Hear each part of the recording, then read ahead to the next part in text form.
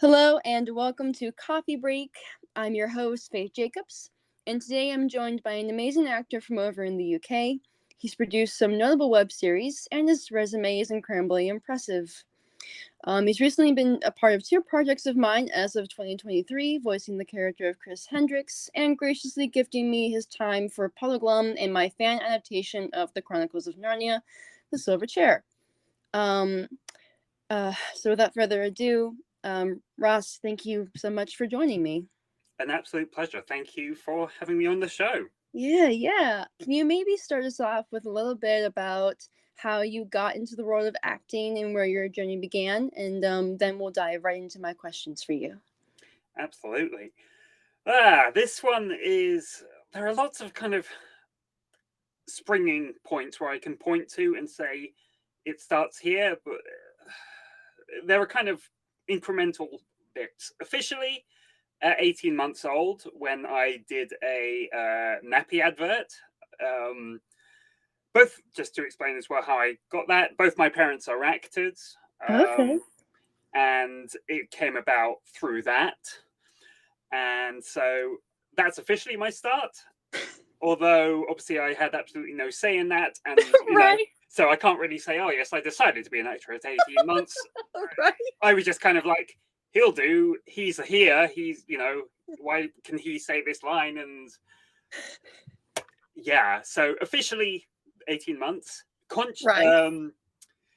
If we fast forward a bit, then the first conscious acting choice I can remember making would have been when I was 8, when drama was optional in Right. primary school. The primary school is kind of like can't really remember now. I think it's 7 to 11 years old in England. And yeah, I remember drama was optional. You didn't have to do it. It was kind of an after-school thing. Okay. I wanted to do it, and so my first decision role, first time I wanted to do it, was there. It was for the play Thumbelina, and I played a frog. Aw. I definitely, whether he had a name or not, I called him Ribbit, because if you don't have a name, it's kind of an old acting trope. If sometimes actors play like Man One or something, but then on their CV they'll lie and say he was called Dave or something like that. So I guess I kind of adopted that approach early on. So maybe I was a frog, or maybe he was called Ribbit. I'm pretty sure I probably just invented it. So there we go. That makes sense. I've been in those roles too. Brilliant. I was cast in a little podcast called Bluebell Cafe, and I just played cafe members. And I'm pretty sure that I made one of them my terrible David Tennant impression. I was like, yeah, that's the doctor. So that was the first conscious decision I remember making. From there, I did get an acting agent fairly early on. Again, through nepotism. Then, well, my parents helped me obviously because they knew where to go and who to approach. So I set out to audition. Did get a agent when I was about 12, but had a lot of close calls, a lot of near misses. For auditioning for a lot of children's TV at the time. Right. I got very worn down because I kept getting so close, lots of recalls, and eventually I lost a bit of confidence because and so I decided to sort of step away from it for a few years after a while, just because it's a very young age to take a lot of rejection. Yeah, it is. But it being in the blood, I eventually found my way back in my late teens, kind of on the advent of kind of YouTube being a new thing. Okay. And my friend and I decided that we would make some stupid sketches, and also off the back of that, we became stand-up sketch comedians, performing in London, performing on the comedy circuit in pubs and clubs. Joined a cabaret comedy performances, and then we did that and had a quite good amount of success. he eventually got tired and didn't want to do that anymore, wanted to go in an entirely different direction. Right. But me, by that point, late teens, I'd been immersed in this kind of making dumb sketches, getting good response, loving the thrill of performing. So for me, I had to keep going, and so from there, that was a good 15 or 16 odd years ago now, and yeah, just been doing it ever since. That's cool. That's Skirted around it, came back in, and then stayed around. Hopefully for good this time. True. That's quite an impressive journey you've got there, and it will actually lead into my first question, which is your body of work is incredibly it's impressive. And you've done so much and of such a variety. But I'm curious, in all the years you have been acting, is there anything that you have yet to leap at the chance to do, either as a film role, a television role, podcast role? Like, is there anything that you haven't been able to like dip your toes into? Like medium wise, I've yet to do anything mocap related. That's a dream. I would like to, because I've done a lot of video game recordings, but obviously nowadays on the really big ones, they combine both voice and mocap, so your character is really like you, as it were. Yeah. That would be something very fun, I'm sure. I would love to give that a try at some point. Me too. Yeah, it should the opportunity present itself, and it'd be right. Absolutely. I saw that through, I think I don't know if you're familiar with the video game Uncharted, but like back when mocap was in its early stages of, like, I think 2014, when that game was like coming out and stuff, or no, that was 2008. When I was discovering it in 2014, it was just so impressive to me. Yeah, that would be an amazing opportunity.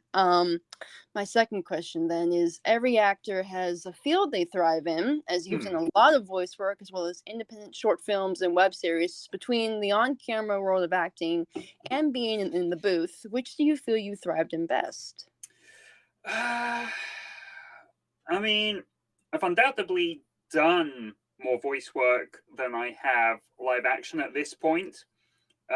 Partly at some stage that became a necessity at the onset of the pandemic. Right. Yeah. That became the primary thing to be doing.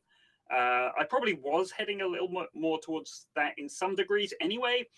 In terms of thriving in which, because like, as you pointed out, I do kind of keep I do try and keep every sort of genre and type of acting going as much as I can. It might just it's a difficult one. It's okay. Just because thrive in the sense, I guess maybe of the amount of work that you get, like you mentioned, you seem to have gotten, at least according to what I was seeing, like lots and lots and lots of work in the booth, and maybe like dubbing things or little cameos. Yeah, so a part of that is a conscious choice, because I don't need to be a lead. Some people really want that, really strive for that, but for me, one of the reasons that my body work is so big is I purposely can do multiple roles in a day, doing the odd line here or there, or just a minor role there, and I'm perfectly fine with that, to be honest. I like being a day player with a lot of variety, because it means I can get around so much. I'm not tied to one thing, right? So I quite enjoy. So in terms of thriving, I'm happy doing smaller roles, because there's no real small roles, no small actors. That's true. And I don't mean that in the sense of height wise. I just mean you can do a lot with a little role. And there's a wonderful quote by there's a wonderful thing in Peter Cushing's wonderful British actor in his autobiography, where he basically mentions that smaller, unquote, kind of supporting roles do actually have there is actually a degree of them being more difficult because you have less to work with, and you have to make a lot more choices, because they might not have a backstory, they might not have, you only got so much to go on to make the choices. So sometimes there's a lot of freedom to make a few more choices and kind of figure out how to best make them fit into everything. This doesn't really answer your question. I'm sorry. No, that's all right. No, I agree with that entirely, and I feel the same. When I was cast in my first role for Bluebell Cafe, yes, I had maybe one or two, maybe possibly, like I was like a spectator in like a trial crowd or something.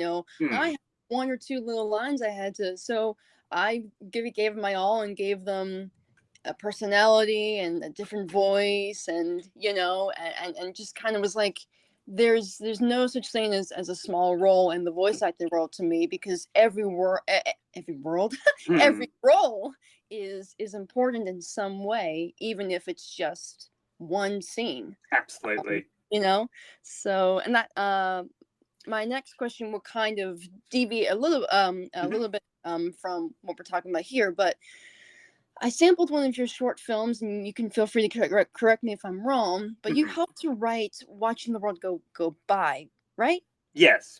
Okay, so thank you. Having been involved with that process of that short film, it was a really powerful one to me. I'm curious. The protagonist of Michael was nonverbal, nonvocal. But the physicality you displayed in your expressions and the movements really sold the story for me, and I felt a lot of empathy. You're welcome. I felt a lot of empathy for the character. And my question for all that is, why did you choose to go with a character more severe in the spectrum, and what were the challenges of portraying that? Well, I think that was needed for the story. It needed to be a character that had less awareness as to what was going on in the world around them, because obviously, for those who haven't seen the film, which will probably be pretty much everyone listening, that obviously Michael is on the obviously non-verbal, as you've pointed out, non-verbal side of the spectrum.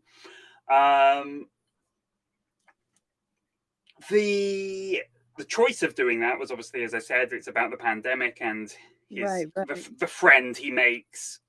In his mind, the man who passes by, he decides is his friend, and he really likes him. And then one day he stops passing by, and it's on the radio. Obviously, there's talk of people dying from COVID.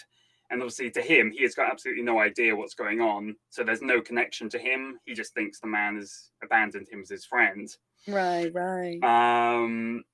So if he had a complete understanding of what was going on in the world, and was actually conscious of some of the things that weren't just his little world, his room, his little world. If he was more focused on what was going on in the outside world, then it wouldn't be that impactful if he had an idea. The idea is he thinks obviously this man has just betrayed him, or there's something wrong with him. And in terms to your other question as to how difficult it was, perhaps portraying. Well, for me, as someone who is autistic anyway, I'm autistic and dyspraxic. Obviously, I am what's known as, I guess, more vocal, as functioning, higher functioning, as it were, in that there are just certain aspects of that I need more help with, but of course, I do not need 24/7 care, for example, where some people who are on the perhaps a different end of the spectrum might. But for myself, it's just kind of, for me, there is obviously a huge amount of Michael in me, in kind of like what I would classify as perhaps my if I'm a really kind of heightened state, as it were, because certain things will set me off more, or kind of set me into a kind of a more confused state, as it were, for if I was highly stressed about something. Right.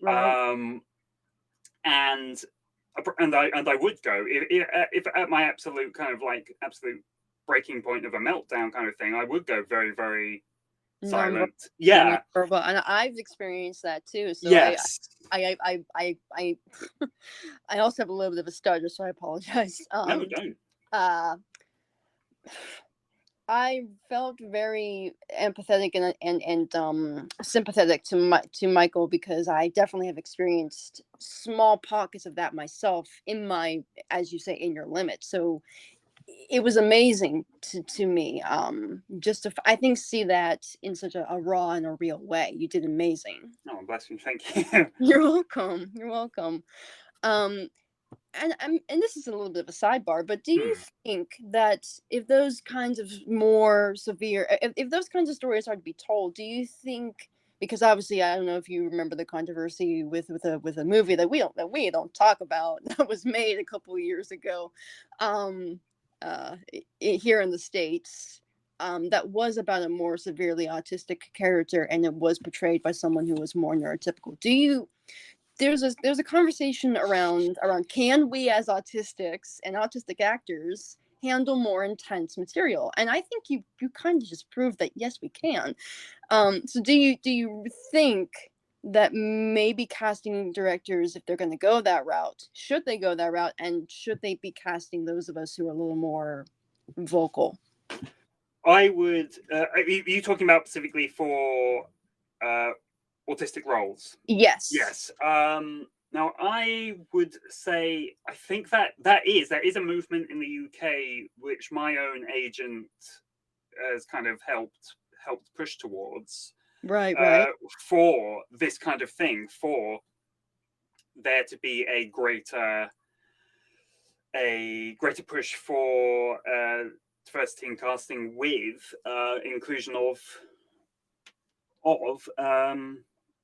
disabled and disabled autistic actors. Yes.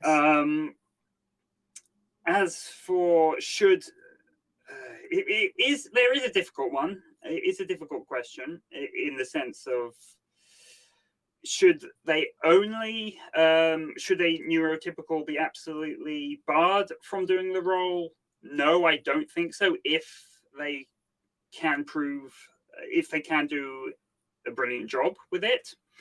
But I do think there should be a higher percentage of I do think there should be a higher percentage of people with on the spectrum who are in consideration.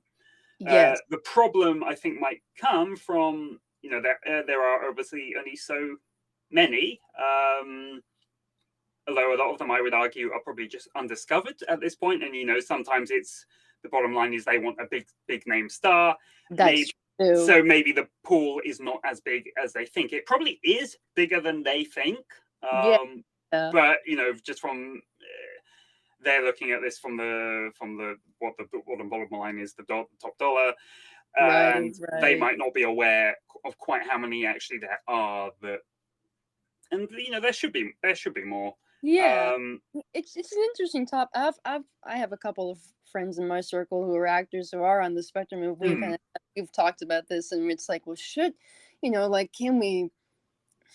Where do you draw the line? It's difficult, because then, if we kind of maintain this hard-nosed thing of only autistic people can play autistic people, then why can't they push back and say, well, then you can't have any neurotypical roles because you don't fully understand them, right?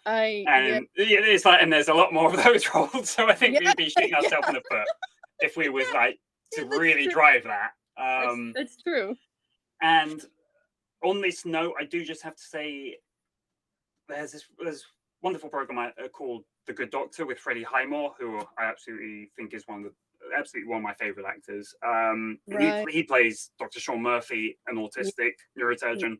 And I just think he's fantastic in that role. I really do. I think he's an amazing actor anyway, but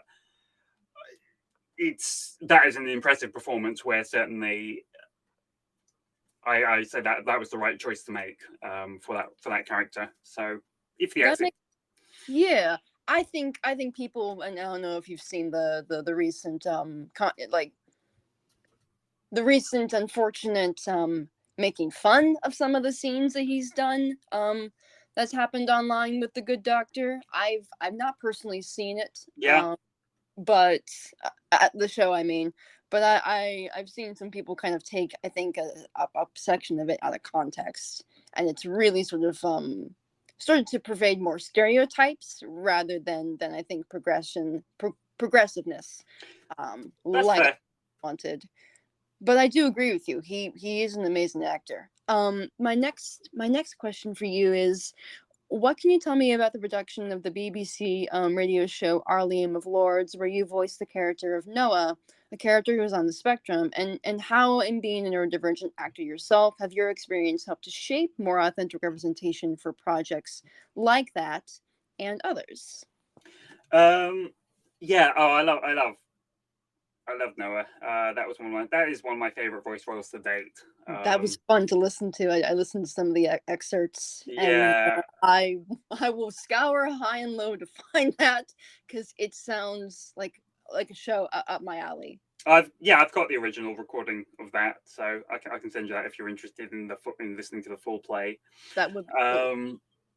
Yeah, that was an absolute joy filming that, recording that at the BBC, and obviously, that's a great case where the BBC really did specifically ask me to try for it because of being autistic.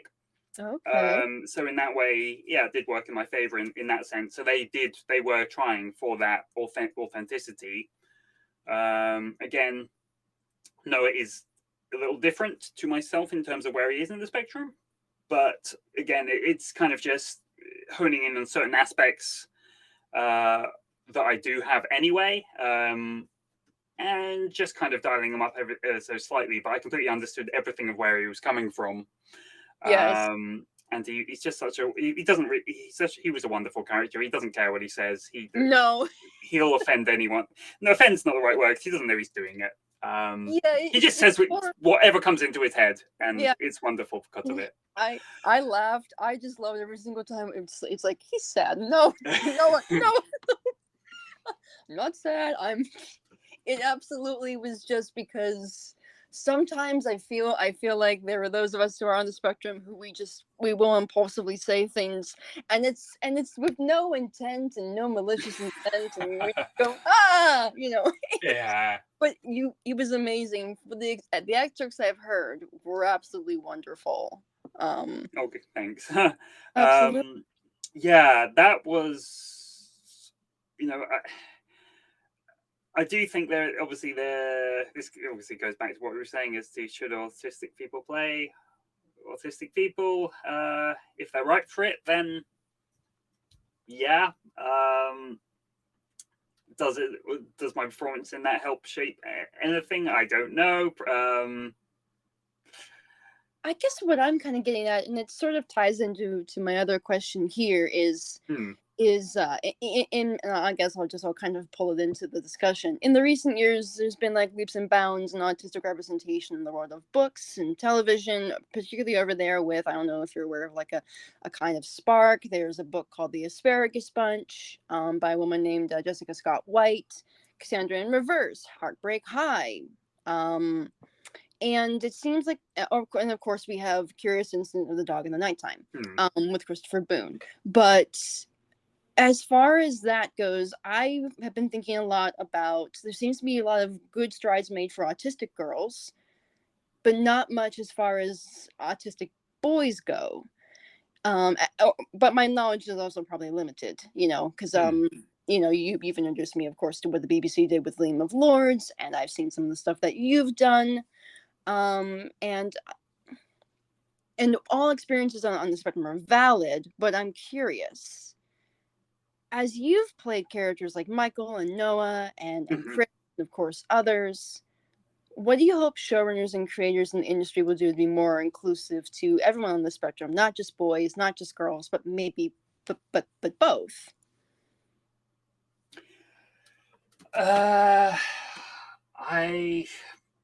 Obviously I would like to see it. I don't think there is enough,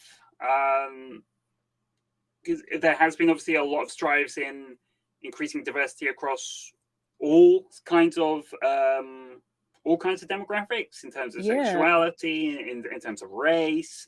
I think disabilities are a little left behind by comparison.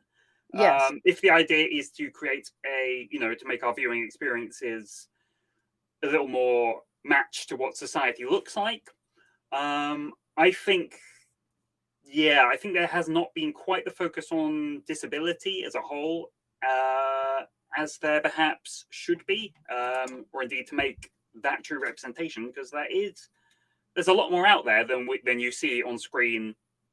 Yeah. So I do think I'd like to see more, obviously, in all aspects of disability, not just talking about autism. No, I agree. There's, you don't. There are a lot. I've worked with some wonderful blind actors, and there's not a huge amount of blind roles. I think there should be more. People just more disabilities, really, because there are plenty of disabled actors. I'm part of a predominantly disabled agency, predominantly inclusive talent that predominantly is about autistic representation. It's not exclusively, but that's kind of the main focus. And so, I would say hopefully it is going that way. It might take a little longer to get that push across. But we if we want to get that true representation of society in what we view, what we listen to, then more characters who are disabled, and which in turn can create roles for more disabled actors as well. 100%. Yeah, I agree with that. I'm going to switch gears a little bit, and I'm curious, what can you tell me about Quiet on the Holmes front and some of your web series creations? I did sample the little Secret of Mana web series you made. How did these things come to be, and what's the process of creating something of that caliber? So the one you mentioned, All Quiet on the Holmes Front, is a kind of a silent Sherlock Holmes series. I'm a big fan of Sherlock Holmes, and I have I've always had a lot of interest in him, and he is kind of, there's a school of thought that he himself is autistic. Obviously, this was, and you can see that in some of his. Absolutely, there is a argument for yes, he was, not consciously, because that was not a. Sir Arthur Conan Doyle would not have consciously made that choice. He based it on Dr. Joseph Bell, one of his old lecturers. Yeah, he did. So it was more. Now, was he autistic? Possibly. But again, while this probably wasn't a conscious choice, it was just something that has kind of come through. So maybe that's why I can kind of relate to him. But regardless of that, so All Quiet on the Holmes Front is a silent film series, which you don't. I like silent film. I think there's because you kind of have to focus quite a lot with them, because you're kind of reading as well. It's kind of weird. It's weird. It's reading and watching, and I think in that some way that kind of draws you into the story more. You can't not have your focus elsewhere, and also it's just wonderfully. There's also a simplicity to making silent film, that in the sense of not having to worry too much about sound. That's true. And you can get around a lot of things. It's there's a lot of shortcuts you can take, and cut between. It's just a lot easier. It's surprisingly quicker to, perhaps not surprisingly. It's a lot easier to make. Let's just put it that way. One of my favorite short films has to be the illegal Nosferatu that was made, that I was so lucky to find. saved it on it and put it on Amazon. It wasn't supposed to be made, but it was. Oh, brilliant. Really good film. So yeah, that's so no. All Quiet on the Home Front is just kind of both a love letter of Sherlock Holmes, silent film, and because it's it's easy to make. I wouldn't call it easy, but perhaps easier than certain. Easier than writing pages upon pages of dialogue and going, okay, now you say it like, Yeah. you know, Yeah. and having to do a billion takes and then sort through the footage and find the right take. Yeah. So that's why that exists, and also just on a note of on the mana stuff. Well, Secret of Mana, which is a Square Enix game, or Square Soft at the time, game that came out in 1993 for the Super Nintendo. It's a game that it's my favorite game of all time, and just holds a really special place in my heart. And so the kind of the web series I made based off it is just, again, the kind of just a make what you know kind of thing, and a love letter to it. And growing up, I always wanted to kind of go on that adventure, and so yeah, it's a kind of fulfilling that childhood fantasy of going on that adventure. So that's a lot of fun. So yeah, from my I don't really consider myself an occasional. Yeah, I occasionally will write or direct things if they're meaningful to me, as we've kind of pointed out. There, it's all things that I know about. I don't consider myself primary. I don't consider myself like a writer director so much. Those are more just little side projects of personal things. I very much more consider myself an actor than any of those things. But yeah, those are personal projects that I wanted to do because love letters, like I said. No, they're fun, and I'm a huge Sherlock Holmes fan. Oh, cool. Grew up reading. I have a big collection of Sherlock Holmes books on my shelf. I loved Basil Rathbone when I was younger. I loved his Sherlock Holmes. I grew up, of course, on Benedict Cumberbatch's Sherlock as well. So I highly regard him and Basil Rathbone and Nigel Bruce as like my. They're wonderful. So yeah, so that's really cool, and I'm actually excited to like dive more into that and check it out for sure. So what sort of roles, and for my next question, what sort of roles set your passion for acting and the process of the craft ablaze with joy? What gets you excited to leap at a project whenever you go for an audition, be it voice work or on camera work?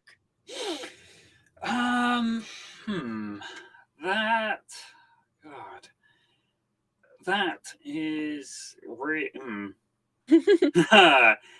that is it's an interesting one. I mean, it's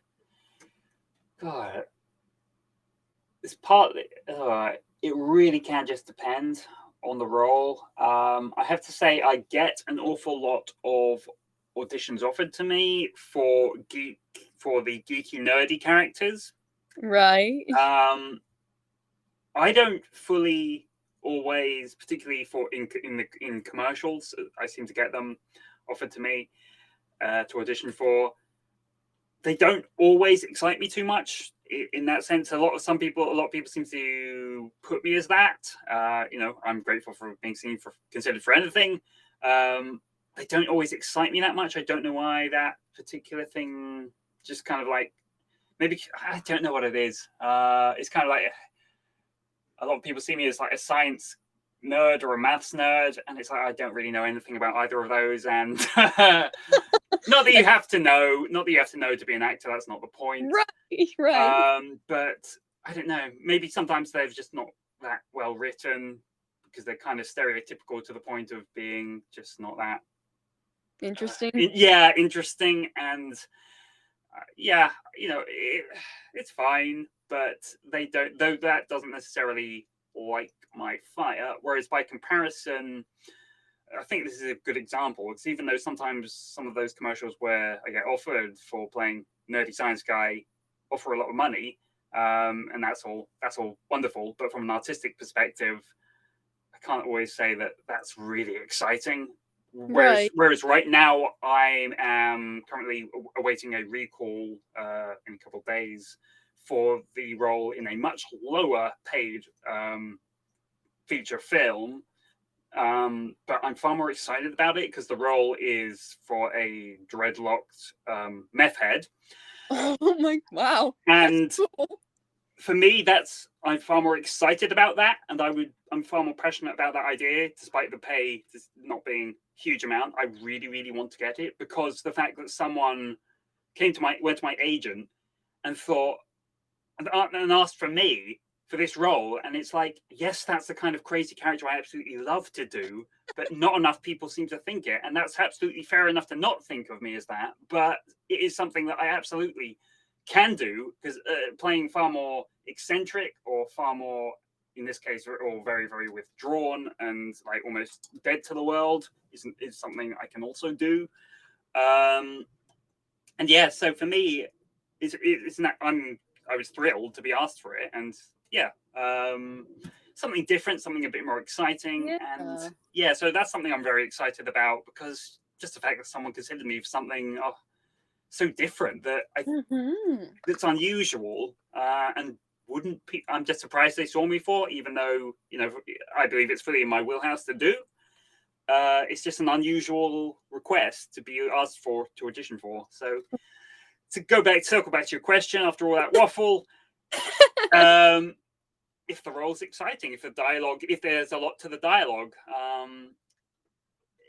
often it will go down to is it well written at the end of the day. If it's not well written, if it's clunky, or if it's just unreal to life, because you get a lot of people, some scripts, your mileage script will vary, and some don't even seem to speak like regular humans. Yes. And those ones don't excite me because it's quite hard to kind of turn them into something when it's like no one would say this. Yeah. Kind of thing. The thing about writing is that everybody thinks they can write, and yes, you can sit down on a computer and type out words. Will those words and that jumbled up alphabet soup you just put on that page make sense? Probably not if you don't have a foundation and know what you're doing. Now, it's not required for you to have honors in English. I do, to write, but I think it takes very specific people in the world to be a writer. Yes, it's a fine skill. It's like taking very admirable canvas and throwing it on and going, that's art. It's not. You threw some paint, and now it's just a blue thing on a canvas. Absolutely. And the wonderful thing, what I find is well-written dialogue sticks in the mind so much easier. For when it comes to learning. If it only takes you a few reads and then you can be off book, then that's good writing as far as I'm concerned. Yes. If you have to keep looking at the same sentence over and over and it's like it's not sinking in, then often I find the writing's not natural. If it's not sticking in for me to say, so do like a bit of good dialogue. Yeah. Polish your scripts, people. As writers, I implore you, polish your scripts. Also, a little tidbit for the free tidbit. Add your emotions in your script if you are working with remote actors. And that'll be a podcast episode later solely with me. So that I can explain what I mean by that further. And why it's important when you're working with remote actors. But my next question for you is, out of all the roles you've performed, do you have any that stick out in your mind as your absolute favorite? And if you could revisit that role, if it were possible, would you? This, I think we've kind of already discussed him, but Noah, for a lot of reasons.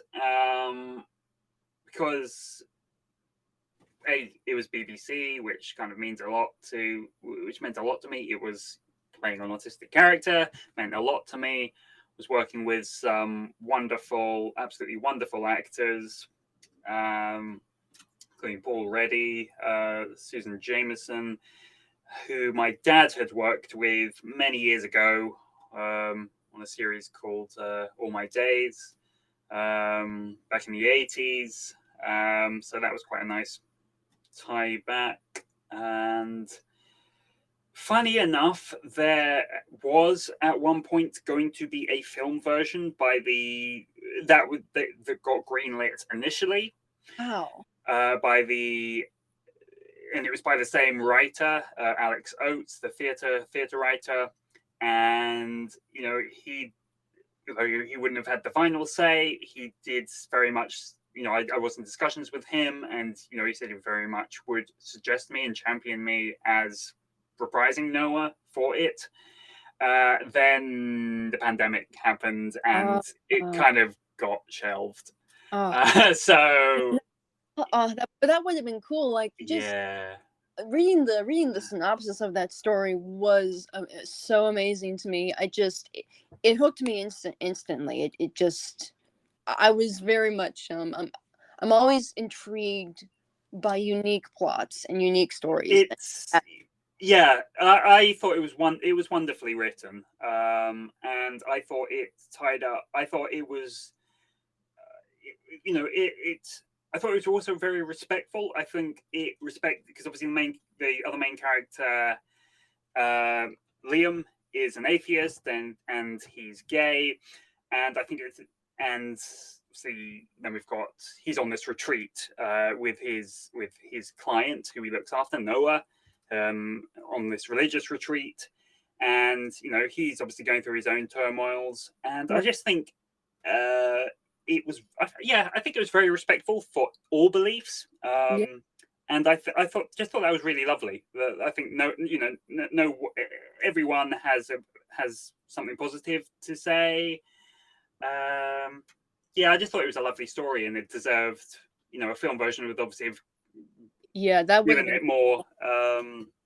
But I've got that out there. So, like I said, it was just a nice story where a lot of different belief systems were explored and fairly represented, with the good and the bad. And I think that was nice. So it's a shame that didn't come to be. Hopefully, maybe someday they'll revisit it. You never know. Life But we've been talking a little bit, and we've been mentioning that you're you mentioned to me, I think, when you auditioned for Chris, that you were part of an initiative by the BBC to provide more inclusive version talent. Now, what was that experience like? And I think you mentioned that it helped you a lot as a neurodiverse actor going forward. But how did but in the early stages, how did that kind of help you with your pursuit going forward? That was, so it was called the BBC Class Act Programme, and it was where the BBC specifically put out a casting call for disabled actors to audition to be part of it. And I was one of the ones that got through. They ended up choosing 30 across the country for this training program, where essentially we would be trained by them and have access to workshops and kind of like tailored bespoke training with some of their finest directors, producers, actors, and to make new connections and really kind of give these disabled actors their leg up in the industry. It was absolutely helped me because that was how they became aware of me, which led to our Liam of Lords and the role of Noah. So that was kind of, it helped me in that sense. It immediately, very shortly after completing it, I got another agent when I had been agentless at the time, just representing myself. So that absolutely helped there.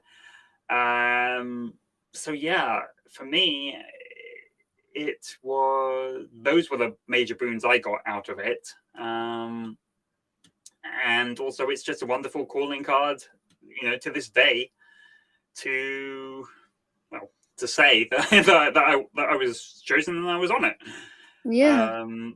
And it goes back to the idea. Obviously, the point of it was the BBC had a goal to, I think, like 7%. I think it might, some figure like that. I think they wanted somewhere like by some year to have 7% or 9% of roles to be disabled, the actual kind of like characters or the actors at least, Right. in their productions. They were trying for it, but the problem is they don't make absolutely everything themselves. There is a lot of things they make kind of working with, and the production companies they were working with were saying, well, we don't know where to find these disabled actors. So you know, they've got BBC saying we want more disabled actors in these productions, and they were saying, well, we don't know where to find them.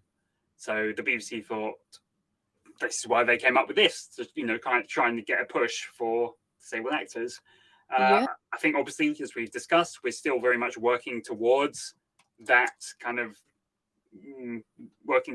being a much bigger thing for disabled actors to have more roles. But you know, it was a good start to have. Let's just hope that it gets built on and kind of revisited, and it's something that does indeed we do start to see a bit more, because we could see more of that. I agree with that. There's a little thing over here in the States that launched recently. It was in beta as of 2021. It's called Ability E, and it is an attempt over here in the States to sort of have a disability like roster of different disabled talent over here in the States. And I found a couple of the actors who were actually part of the Can't Get It special, A Day With You, which you've openly auditioned for through that. So I think there's a similar initiative. I know Disney backs it. I know ABC is backing Ability. Oh, wonderful. And they utilized it for a little film over here on Disney Plus called Loop, that featured a slightly non-vocal, non-verbal autistic actress. So there is some initiative, but it's in the very early stages. So, and I'm a part of that as well. So wonderful! Well done. Yeah. And it was so. I appreciate initiatives like that, because that's helpful. You know, that brings more diversity into the fold, and I'm definitely a believer that neurodiversity is diversity. Let's see, right, where are my questions? Okay. Question 11. Now, did you or do you ever worry, as someone who deals with dyspraxia and autism, as you've mentioned, that despite all the leaps and bounds in the progressive world of neurodiversity, do you ever worry about being typecast or pigeonholed because of your disabilities? I know some of my fellow neurodiverse actors in my own circle have talked about why it matters for empathy and why it matters to bring our lived experiences.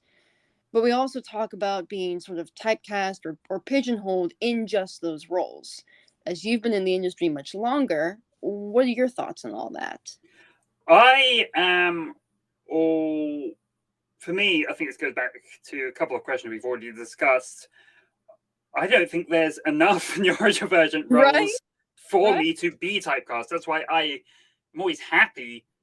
I'm happy to be asked for them. They don't come around too often to be. They don't come around enough for me to be typecast in it. Absolutely, if one comes around, you know, for you know, I would love to get more invisible disability or autistic spectrum type roles offered to me to audition for. It doesn't happen too much. Like I said, I probably get nerds, science nerd, maths nerd, far more than I do autistic people. So for me, I'm not worried about. I'm not worried about being stereotyped into those roles, because I've done enough different roles to prove that I am not exclusively that. I would like to see more so that I could actually be in danger of perhaps even getting into that state, to be completely honest. I have yet to voice one that I voice. For my listeners, I voiced Jacob Faust in Can't Get It. It's my own creation. I have never to this day probably voiced a character that was on the spectrum, or any kind of spectrum, you know. That's a shame. And which goes back to what we said. People should create more. Yeah, we need more, please, listeners or powers that be, powers that be, please help us. But no, that makes sense, and I was just kind of curious. Like you have such a wide variety of roles that I've seen you in, and very few ones that match your neurotype, which is Mm, fine in some ways, but maybe not so fine in the others, because I think it just shows the state of where we are with that. But no, yeah. that definitely is interesting to me. My next question is on the subject of fan made works, Hmm. because you've made so many yourself, and you've also been a part of fan productions such as Doctor Who, fan audio dramas, or some fan mod video games. Sometimes I see like discourse out there about fan made projects, especially when it comes to building a resume of work. There's so many do's and don'ts, Hmm. and I'm curious, what do you think of that? Do you think that it's okay for us to to utilize these things as part of an early actor's resume, or is there a point in time where we have to cut it off and go, I really can't? I think when you're starting out, when you're building stuff up, absolutely, it's a wonderful, safer environment as long as the people you're working with are nice. Yeah. Because you will get some people that can be a bit uh, Yeah. a bit spiky, and perhaps they really shouldn't be if you're doing stuff for them as a favor. Yeah. But for learning your craft, absolutely, if it's something you love. For me, if it's something that interests me, or like I said, it's kind of goes back to what I was saying about the whole minor role day player thing. If it's a line here or there, I'm not that bothered. If I've got the spare time anyway, I'd rather be doing something creative than something not. Right. So I don't mind participating for minor roles like that. Would I put some of them on the top of my spotlight CV? No. I just kind of, just because that is specifically more tailored to more professional things, Right. Right. with kind of more known companies, as it were. But am I bothered about them ending up on my IMDb? No, because it just creates a massive body of work in the sense that I shows that my experience. I'm not fussy about that. But there, like I said, there probably is a cutoff point where eventually, ideally, you may not have time to participate Right. if you get to such a stage. But to be completely honest, because I have done, I myself have created so many little things myself, I get it. I understand that passion. You want to kind of I don't mind. A lot of people helped me out with my own things, so I kind of come in from that way as well. That people helps me out, so I don't mind helping people out for little things as well. Am I now at the stage where I'm moving away from it? Yes. Unless it really, really interests me, then I will. Then I'm happy to participate. I probably am trying to move away from actively going after them. If people ask me, then yeah. Funny enough, you obviously asked me for your C.S. Lewis Yeah. chronicles of Really. That. Narnia thing. That one, obviously, I jumped at the chance of that one because I like C.S. Lewis as a writer, as a person. I think he and Chronicles of Narnia is a good one. And plus, when you mentioned that, you were kind of the previous actor I was taking over from, aimed for a Tom Baker-esque character, and I thought, oh well, I have to. Yeah. No, That was too good an opportunity to miss her. right. Yeah. I No. love his narration. By the way, you have done amazing. That's amazing. I'm so excited for everybody else to kind of allow them to record their stuff, because and if you want to hear that, I'll send you the link to Oh, the brilliant! episode that we did. And because it's just you have done amazing, Thank you. both as Chris and as Polyglum, and I'm humbled and I'm grateful. I'm really, really Bless grateful. you. Let's see.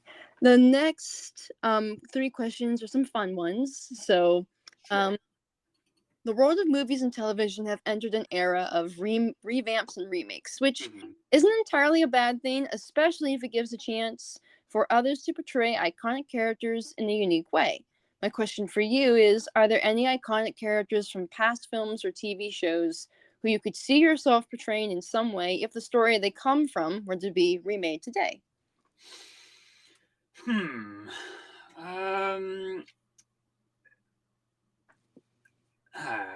Well, I am surprised we have not yet seen. There is a series of films called the back in the 80s, which was loosely based upon some of H.P. Lovecraft's stuff, the Reanimator films. I'm kind of, in a way, I'm surprised those have yet to be revisited. I would absolutely could see myself in, I suppose this is a bit of ideal casting, playing the role of Dr. Herbert West, the kind of crazed scientist. I know I said I don't really want scientists, but I'm talking about this guy's a bit different. Like young Frankenstein style. Yes, scientist. Yeah, because he essentially is that it taps into the high energy, kind of more insane kind. Obviously, his whole thing is he is reanimating, trying to bring back dead people, and it kind of always goes horribly wrong because he can't. It doesn't work very well. It never does, and he never learns. He keeps trying, and it just gets increasingly worse with what happens. But that role, that's a kind of high energy role that I would, with brilliant dialogue, that I would love if it ever came back. I would love to do. So yeah, that's one that springs to mind. That would be amazing and cool to see. So we've mentioned, of course, that you've tackled the character of Sherlock Holmes. But are there other characters from classic literature you could see yourself bringing to life? Either web series form, podcast, or otherwise, who captivate your interest as much as Sherlock has? I would absolutely say that, because I do have, again, the other thing, I have a big interest in any kind of character that is kind of, I love the Victorian era, so any sort of the upper class aristocratic-ish type roles, anything along those veins, I am completely with love. Going back to another missed opportunity, are you familiar with the series The Gilded Age? Oh, I am, yes. I was at one, again, shake my fist at you, COVID. I was. They had a lot of interest in me for playing Oscar Wilde. Wait a minute. But that did not pan out. Thanks, COVID. That would have been fun. That would have been amazing. So yeah. I have an idea to adapt Dorian Gray at some point. I do. I actually have been working on trying to like similar to what I did with Narnia. I would like to adapt. Dorian Gray really influenced me when I was a lot younger, and brilliant. It was an amazing story that will never leave my whose would. But that's cool. I love Oscar Wilde's works. That would have been amazing. Brilliant. So last fun question. If you could write a major feature film for any genre, the sky's the limit with everything, budget, actors, location, etc. What would the film genre be, and what would it entail story-wise? Would it be an original one or an adaptation? That's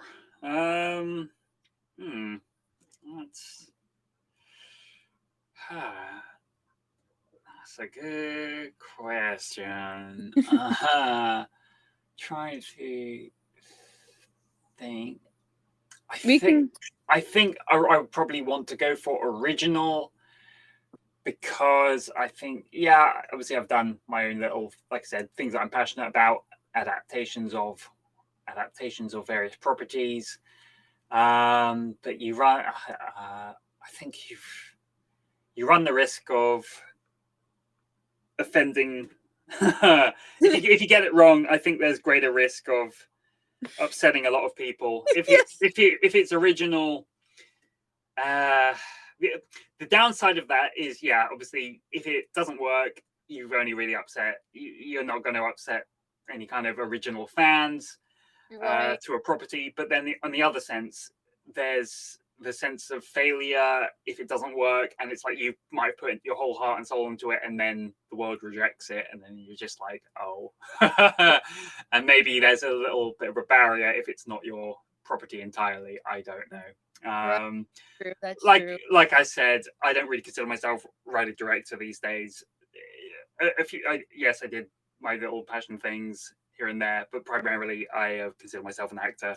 And you know, there are far more talented people out there, writers, directors, who I would just like to rather just be part of what they envision than create anything myself these days. That makes sense. So last three questions. What's your process as an actor? Do you subscribe to any techniques such as Meisner, Adler, and I'm gonna butcher this name, Strava method acting? How doesn't want to work right now? That's fine. How when digging into the characters you portray, do you get into the headspace of those characters you're reading for through your own processes? First of all, from the technical learning aspect, I consider the way I always do it is I will handwrite my lines over and over again on a page for learning it. That I find, because this is a scientifically proven method. If you actually put pen to paper and put it on, and you physically write it out, there is a far greater recall going on. So in terms of learning, that I find is the best way for me to learn is quite simply write out my lines. Right, repetition helps. Yep. So that on a purely technical basis. For diving into the head, yes, I absolutely look at what they, depending on who the character is, I will seek out films and music that will put me in that headspace. So if it is, for example, a military character, I might go on a binge of, a succession of watching more military-based films, as it were, or military filmed music. It's something or far more. Or if it's a horror film, then I will, tailor my listening and watching to more horror based, or anything that I might think is a little bit more related. So I kind of, whoever I'm playing, I tend to, I'm a massive, I love reading. It's one of my greatest hobbies. And I used to actually have a book review show which was quite popular back in the day. And people used to send me their books and everything, which was quite wonderful. But it became too much like work, and I think it took away the passion of reading. Right. Kind of reason I stopped doing it. And I just wanted reading to be my own thing, my own pleasure, without having to turn it into something else. But on that point, again, watching films that are relevant, listening to music that's relevant, and reading books that are relevant, particularly autobiographies, which are my absolute favorite choice of reading. I absolutely love reading autobiographies, so I will try and find any kind of associated people who might have gone through similar things to this character, or anything that is in some way, even be it fictional or otherwise, whatever it is, if it somehow relates to my character in some way, be it setting, era, then I'll probably go with that. So yeah, to answer your question, it's I will turn my entertainment mediums of watching, listening, reading to a little bit skewed towards who I'm playing in some way. Gotcha. So you mentioned that both your parents are actors. Yes. What was it like growing up as like being part of the business? Urged to do that. You mentioned you faced a couple of challenges and obstacles along your journey, but how did that kind of help to shape where you are even in the now? It helped me. Obviously, it helped me hugely because it got me my, going back to the 18-month start. That wouldn't have happened were it not for my mum. I probably wouldn't have got an agent very, very early on if it weren't for my mum. And when it came to creating shows, obviously my parents have helped, even being in them. So that's good. And they didn't mind me kind of like taking up entire rooms and turning them into studios, putting up permanent green screens, because ultimately it was symbiotic in that I could help them. They came from a very different acting era where there was not obviously self-tapes and things like that. Right. And so because of me, I've been able to help them very much adapt into what the acting world is now. And, they don't need my help now. My mum's, she'll get upset and say that she can't do any of this technology stuff, but she's a whiz with the iPad and filming herself and getting it all sent off and everything like that. She does herself a disservice. And so and obviously they completely understand what I'm trying to do here. I've never had that parental thing of, are you, what are you doing? Are you sure this is a good idea kind of thing? Obviously I've had nothing but support for what I've been trying to pursue. So I have been very, very fortunate in that. I know that not everyone has had that at all. And that's encouraging. That's really cool. That they were so supportive and you just like even when you said, I think you mentioned that you stepped away from it for a bit because that just constant rejection can just really just get you. Yeah, especially at 11, 12, it's a bit much.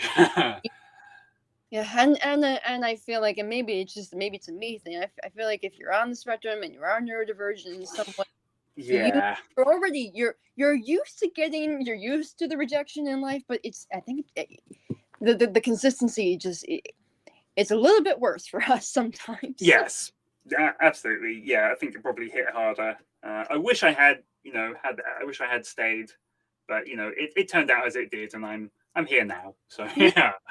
Yeah. So my last question for you is, in all the experiences you've had, what are some of the most prominent lessons you gained that were positive and taught you something you didn't expect to learn from them? How did those lessons gained keep you motivated to continue going at the acting world, even when things can be difficult, or even unpredictable, like what happened with COVID?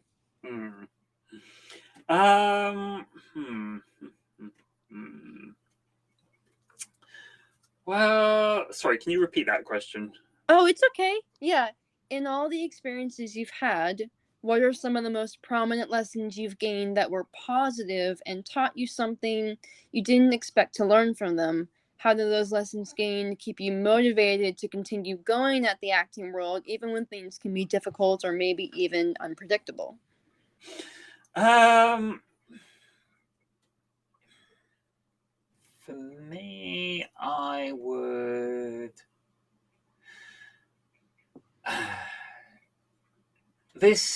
I would say, sometimes this does... Take your time. It's okay.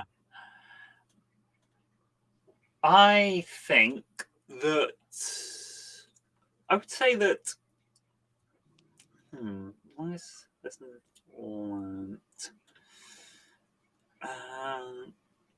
I think it goes back. I think I'm going to have to go back to, well, what I consider the greatest learning lesson I've been told, that I still consider to this day, and often think about is when I was working on Our Liam of Lords, and with Susan Jameson. She gave me this piece of advice that I still, that still sticks with me to this day and keeps me going on. In that, she said to me, she's a wonderful veteran actor. She'd been doing it about 60 years at that point.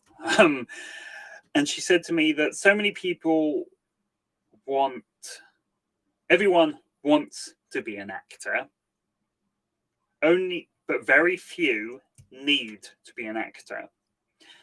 Those that need are those that stay and will eventually find their way to the top.